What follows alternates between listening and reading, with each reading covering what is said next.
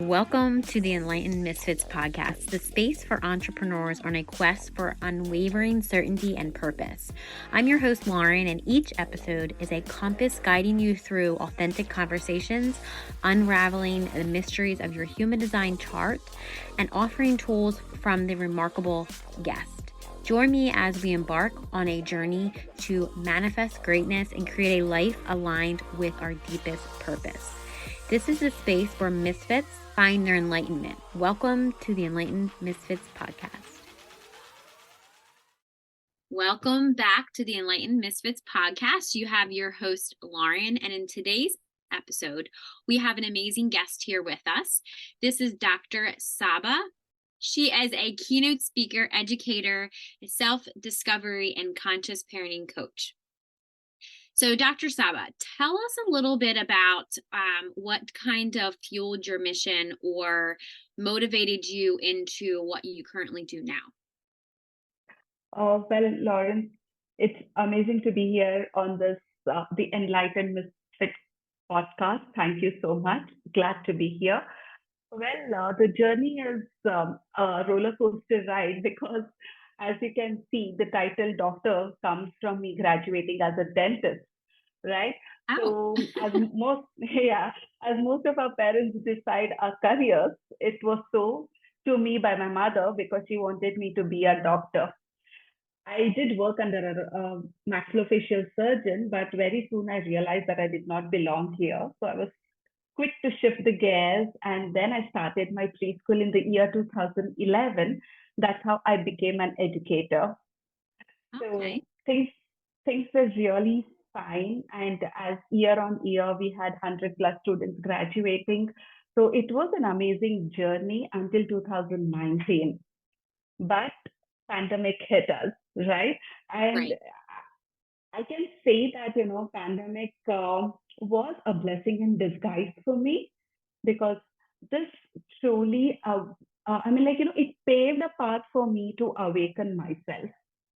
So sitting back at home, doing nothing, and I was kind of haunted by this nothingness of my life because I was so engrossed in the energy of doing and doing and doing. Yeah. Sitting back at home, idle and doing nothing was kind of haunting. And this really started reflecting on my relationships. And the worst hit was with my son. So he being a very strong-headed boy, he really didn't take that nonsense from me, and he used to stand for himself. That's where I started looking into what parenting is all about. So started browsing net, started to get some knowledge about it because we are not given a manual, you see, about parenthood, about how to be a parent, what needs to be done.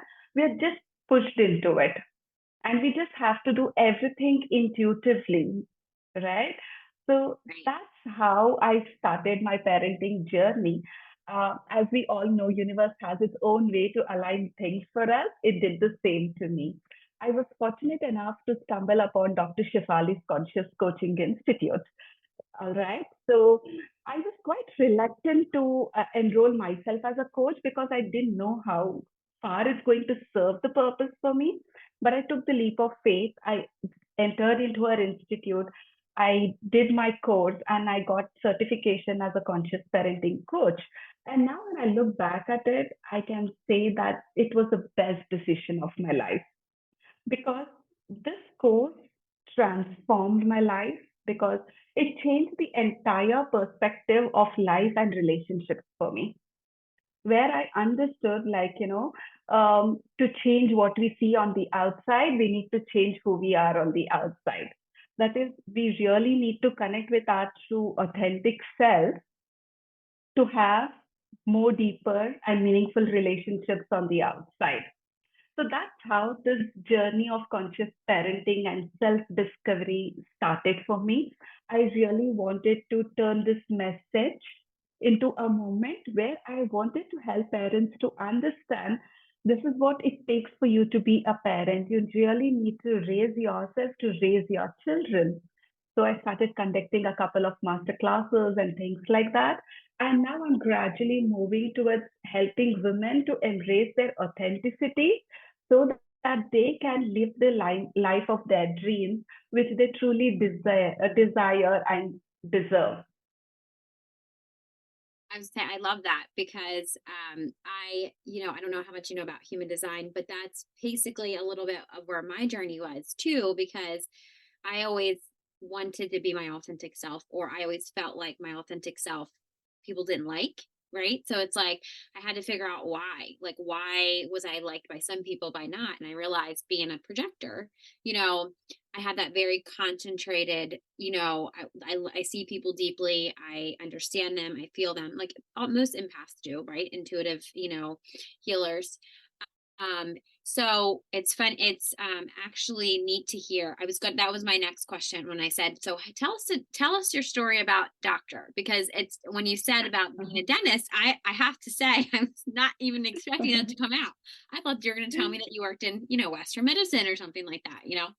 So that's neat that, I hope like the listeners that are listening, they, just because you start one, from what I got from that, just because you start in one area of your life doesn't mean you can't pivot to be completely, obviously that's your title. You've worked hard for that, but it's like you do something completely different now. I mean, I'm sure those stepping stones have helped you with conscious parenting, but I love also what you said is we're just thrown into parenting. It's like it doesn't come with a rule book. We're just trying to learn for what our parents taught us, or what we're trying to express, help our kids express their emotions, or I do love human design also for conscious parenting too, because it helps me, especially for me with my daughter. It helps me, or helped me I should say, be able to realize that she's her own being.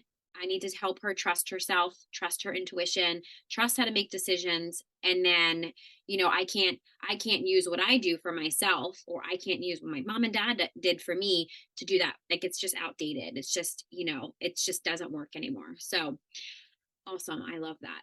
So tell us, when you say that you're kind of stepping into helping your clients step into their authentic selves. Is there a process that you do this? Do is there like a certain program that you are building? Tell us what that looks like for you. Oh, yes, Lauren. I am building my program. It's going to start off with a 5-day challenge where I help my clients to, change their story so that they can design their destiny. We come up with a lot of stories in our life which are not really true. And that's what authenticity is all about. We trade authenticity for attachment in our childhood, and we give up on our true self so that we are liked, we are adored by the society, by our parents, by our teachers. So a lot of things get lost in that process. And we start believing that this is who we are, which is not really true, because we have been wearing a lot of different masks on ourselves, right?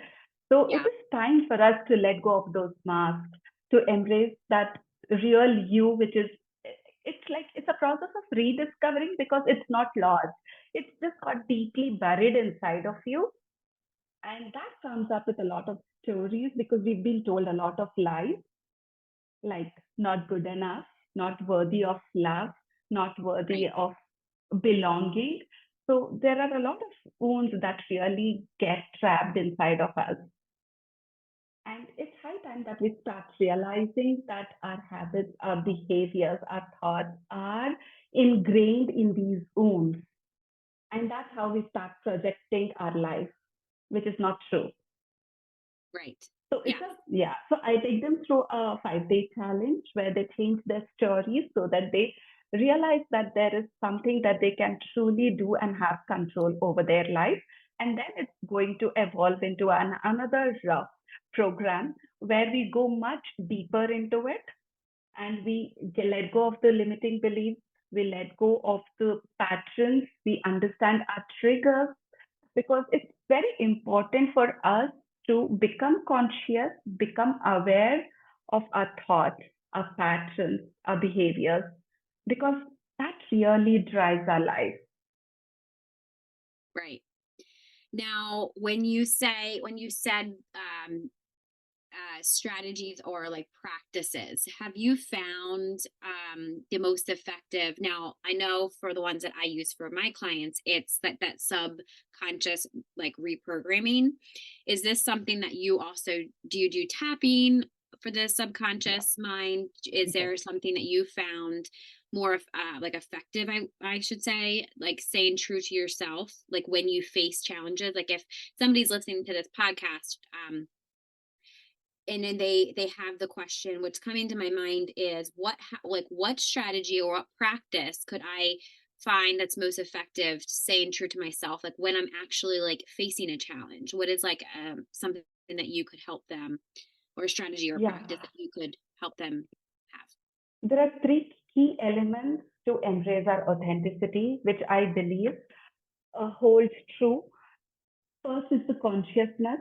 So being aware of ourselves, self-love, self-worth, and then relationships. So first is the consciousness, and then there is a key element of being mindful. You need to breathe, you need to know to pause, you need to know how to channel yourself to be in this present moment so that you don't get anxious about your past nor you get anxious about your future. So it's important to ground yourself in the present. And the third element for me is rewiring your brain, which is very, very important. That is reprogramming your subconscious mind. Because a lot of our habits and identity and everything gets deeply rooted in us during our childhood, where subconscious mind is predominant. So these are the three key elements, and also connection, which plays a huge role. You really need to connect with your own self so that you develop self love. When you develop self love, it's only then you're able to give that love to others. You Right, cannot really fill others' cup when you're running empty on inside, right? right. So it's Yes. about connection. Yeah. Yeah. So this is So I, this is the framework that I use to help people to embrace authenticity.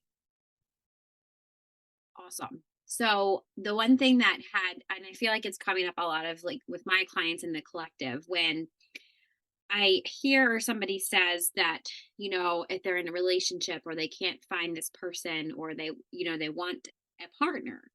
My first, question is, have you loved yourself enough? So like, how do you treat yourself? Like, what is your relationship to yourself? And like, you just reiterated that again, that how can you give if you are, so for me, what's true for me and my belief is I realized that I was attracting all of these lessons that I needed to learn, right? So it's like I was attracting these men that would use me. I was attracting these men that would abuse me. And I'm not saying that your abuse or your trauma is your fault, but understanding that awareness and having that, your healing is your fault. It's nobody else's responsibility, right?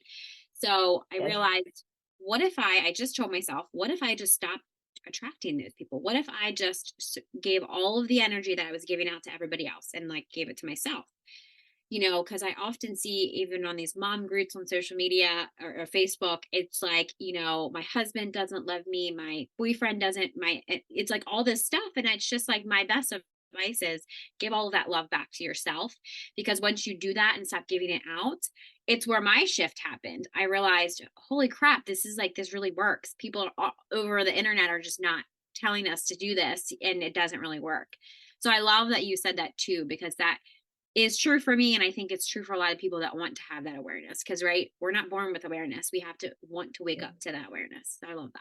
Yes, absolutely. Yeah. Yeah.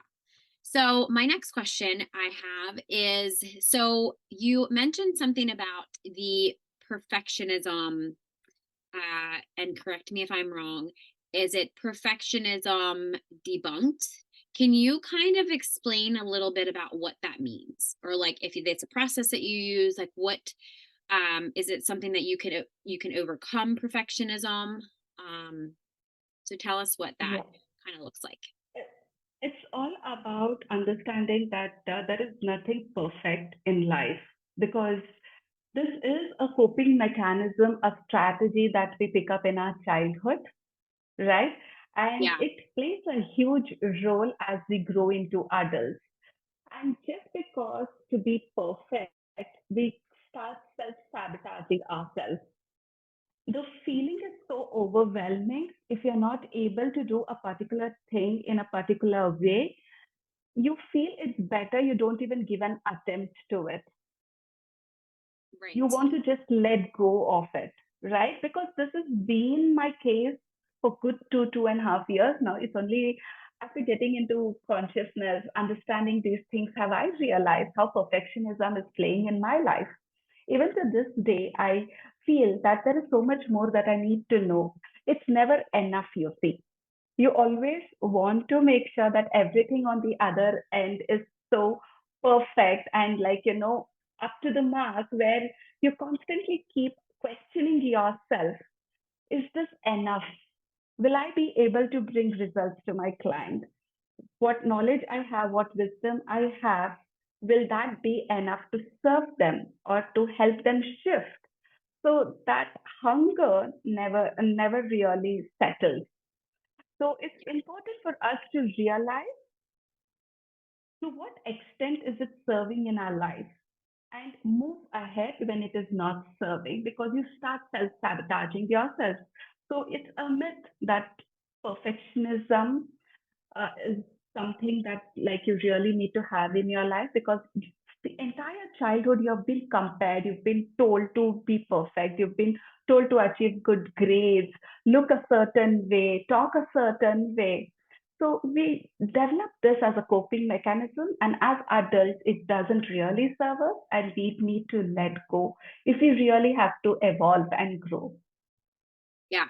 So when you said perfectionism, would you agree, or do you agree to some level that like perfectionism could be because like evolving into your authentic self could heal perfectionism, or it could give you, well, this isn't perfect but I feel like this is my best I can give, or if you just truly know that this is all you can give, do you feel like you could heal perfectionism? Because I often see a lot of people say, if you want to do this to heal perfectionism, you got to do this. And it's just like, for me, I just feel like it's not that very direct. I feel like when I'm working with clients and whatever their experience is, like, we all have childhood trauma.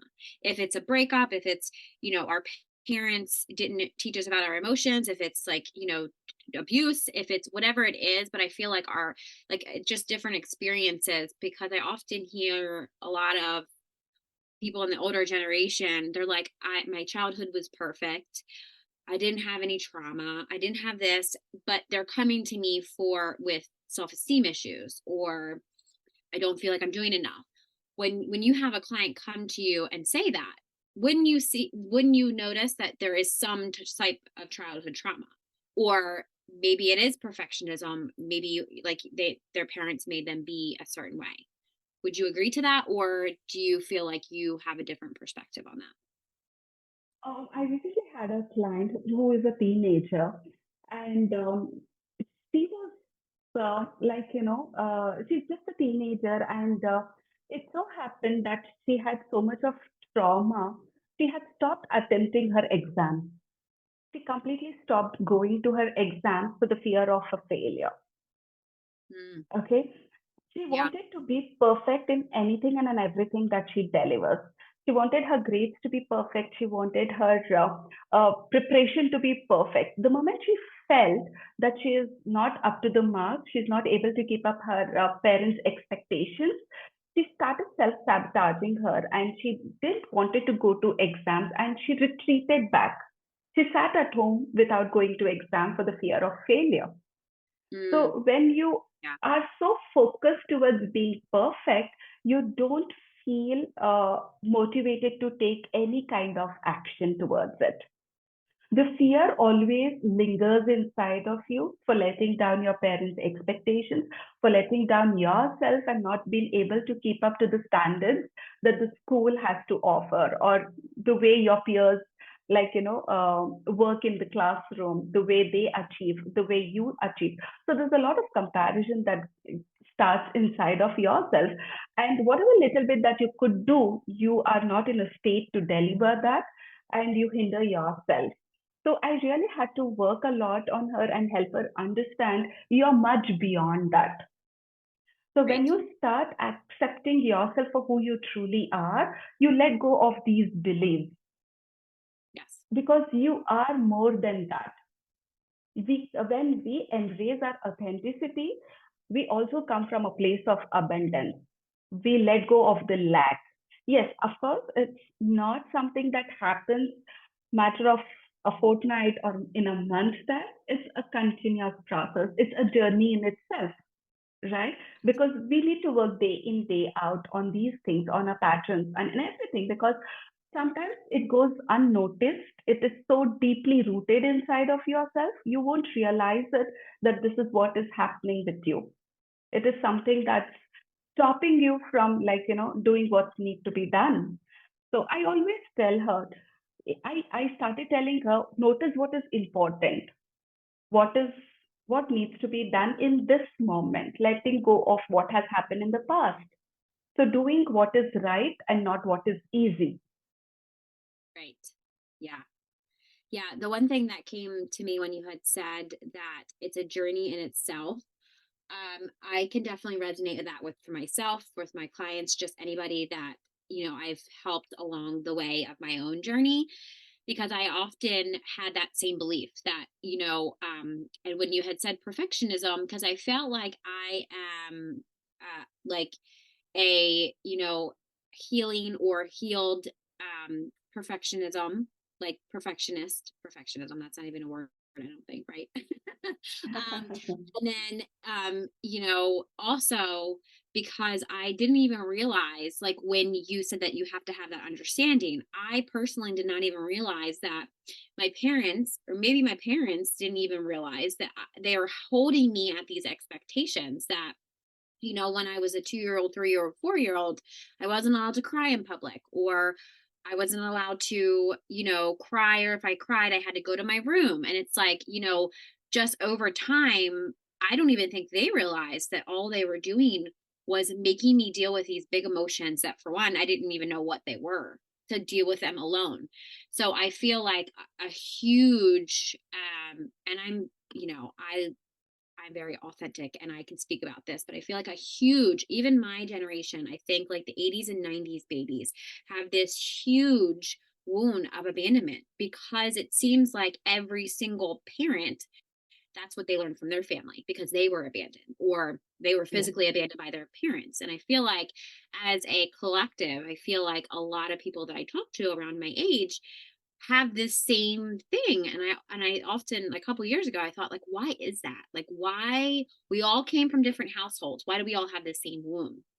And it's because collectively we were supposed to heal it, like we're supposed to heal it together.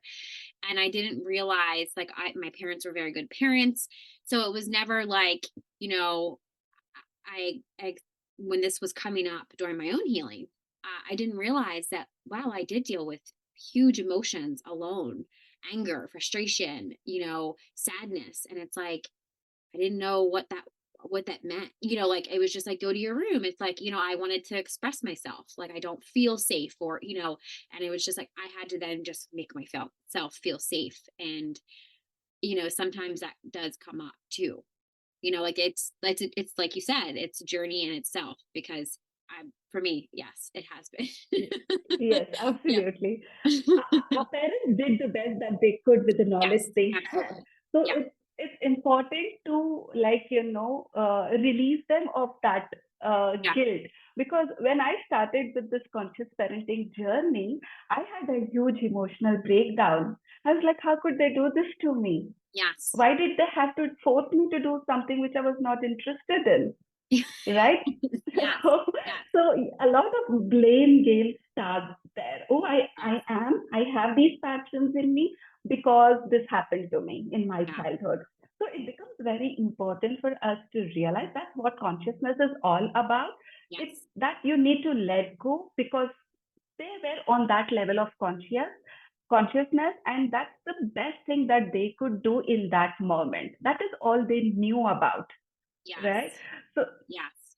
you really need to let go, and only then will you be able to understand the emotional baggage that you carry inside of yourself, so that you don't project that onto your children. You become conscious, you become aware of these patterns, and you see how best as a parent you can withhold of those patterns so that your kids are less traumatized. Of course, Yes. there is Yes. some amount of trauma that every one of us go through, no matter how consciously you parent, because not every moment is going to be the same. You do scream at them, you do shout at them, but it is about repairing those ruptures. As Right. humans, Yes. we all lose our mind. I mean, like it's a very normal process to get frustrated, to get irritated. You Yeah. really can't hold back yourself. But when that happens, what do you do after that? Or Right. when you are in that moment, do you have the awareness to pause and step back? Yes. Yeah. I love that you said that too, because, as I had to reparent myself, I also had the chance and I had the opportunity to now learn what I've learned and actually teach it to my daughter because she's a toddler. She's going to be 4 in December or the end of December, 2 days before Christmas. And I realized when, through my journey and had left, when I left her father, to break this curse of trauma and abuse and all this. I'm not doing this. I'm gonna heal myself, so I could be there for my daughter was my why for a long time. And I realized that she actually helps me stay in the moment because I've just from my past experiences and my past trauma and abuse, I it's very hard, it's very easy for me, and I think even still sometimes now when I get triggered, to take myself out of my body. So, like, just because I don't want to feel it, right? So, I feel my daughter has helped me like dramatically this last year to when I tell her something like, hey, we're going to go here. And for whatever reason, I have to tell her a day ahead of time. I don't know why, but I just have, and she always says, right now, mommy, right now. So it's like, I have to remember, oh, that's right. She's almost a 4-year-old. She doesn't care about tomorrow. She doesn't even Yes, know what tomorrow yes, is, right? She doesn't know what yes, time is. yes. So it actually just keeps me actually in the moment. And I feel like that's the best part Mm-hmm. because now that I live for the most part in the moment, in my daily life, I feel like I don't miss things like signs from the universe. I don't miss those moments that, she's playing and I can be there or like that type of stuff. Those moments that I feel like are the ones that matter the most, especially because I get to stay home with her, like working from home, like having my business. And you know, granted, I had to cut out a lot in my life to do that, like most of us entrepreneurs do, right? So it's like, Right.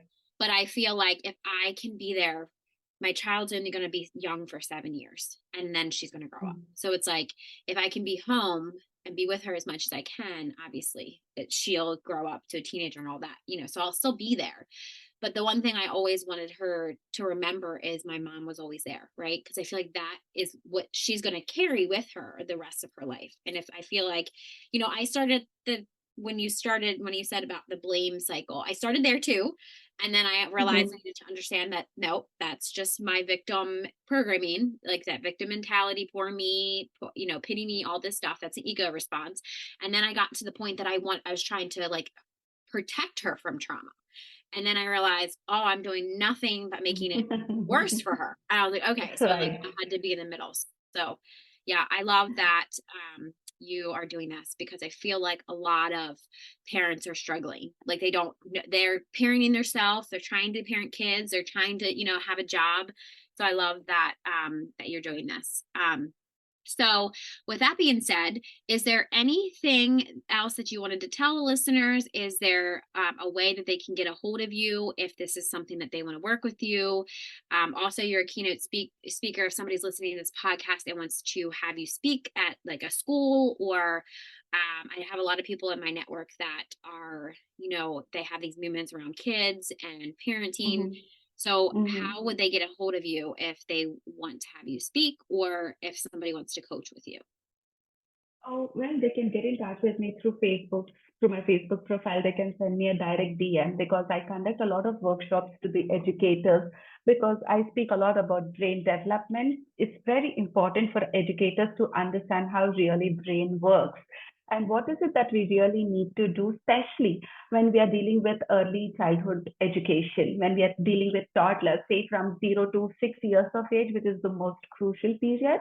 So I feel educators really need to know the brain development and how it really works, so that in whatever little way uh, we can help these kids to be more conscious, to feel worthy of themselves, to instill a sense of confidence in them, sense of worthiness in them, because that's where everything roots, right? So I do Right. conduct a lot of workshops to educators, a lot of master classes to parents as well. So I would be very happy if an opportunity is given to come and share my wisdom and knowledge. Yes. Yes. I love that. And I'll make sure that your links are also in the description box so people can check them out. Definitely. Thank you so much. All right. Thank you so much for joining us on today's episode on the Enlightened Misfits podcast. I know I enjoyed this as me being a parent, and I know a lot of you guys listening also are parents. So hopefully, you had take some wisdom. I can tell, and I know just by talking to her that she has so much wisdom. So if you liked this episode, just don't forget to subscribe, leave a review, and share with somebody that you feel that will gain value from listening to this. Stay tuned for more captivating conversations in the future, and I hope you have an amazing rest of your week. I will see you next time.